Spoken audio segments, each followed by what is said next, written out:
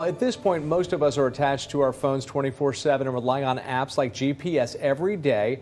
But have you ever thought about where your location data goes and who has access to it? As CBS 12 News I-Team reporter Danielle Waugh explains, it's now accessible to law enforcement and could lead you to becoming a criminal suspect for being in the wrong place at the wrong time. Police have a new crime-fighting tool called a geofence warrant, information about who may have been near a scene of a crime that can help crack a difficult case. But it can also backfire. Just ask Zach McCoy from Gainesville, who found himself caught up in a serious criminal investigation thanks to his phone. Let me pump the tires up real quick.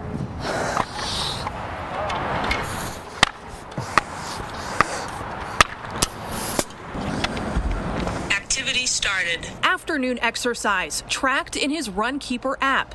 Zachary McCoy never thought a spin around the neighborhood could take such a turn. Yeah, it's pretty unbelievable. Activity completed. Months after a ride he'd completely forgotten.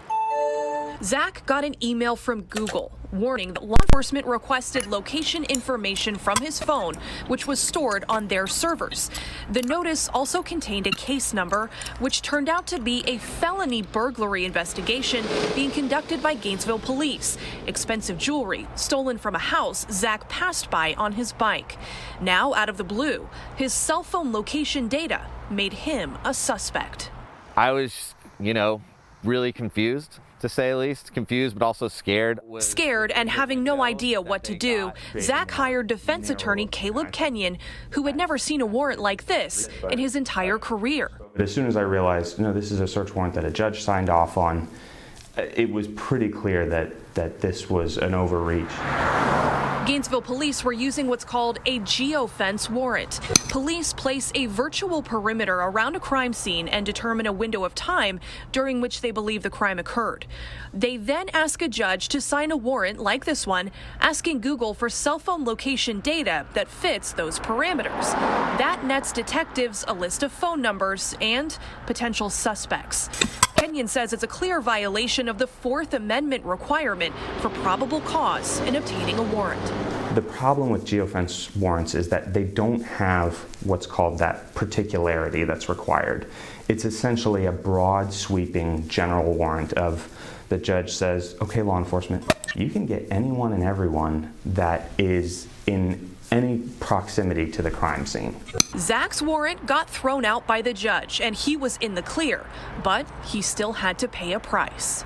The money I had to get from my parents to cover the criminal defense attorney was more than the jewelry that was stolen from the house. Gainesville police declined an interview, and to this day, no arrests have been made in that case.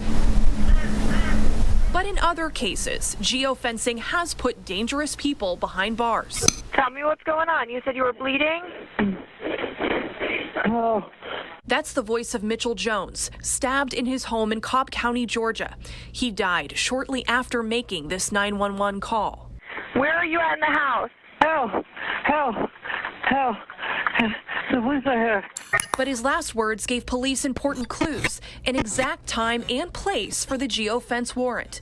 One of the 5 cell phone numbers Google provided belonged to Dante Holmes. County prosecutor Jesse Evans tells the I-Team after police confronted Holmes with the cell phone evidence, he confessed to Jones' murder. If it hadn't been for the geofence warrant, do you think that this criminal would be behind bars today? It's hard to say. I mean, absent him making statements to somebody or another way revealing that he was involved in this case, I'm not sure that we would have been successful in identifying him but for the use of this new technology and this new geofence search warrant. This was the first conviction using a geofence warrant in the state of Georgia, and Evans doesn't think it will be the last. More agencies are learning about it, and Google reports a 1,500% increase in geofence warrant requests in a single year.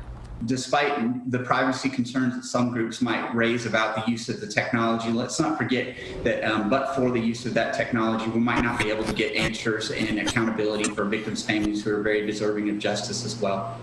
The courts are deciding right now whether geofence warrants are constitutional. Zach McCoy's attorney tells me he wouldn't be surprised if this issue makes it all the way to the Supreme Court.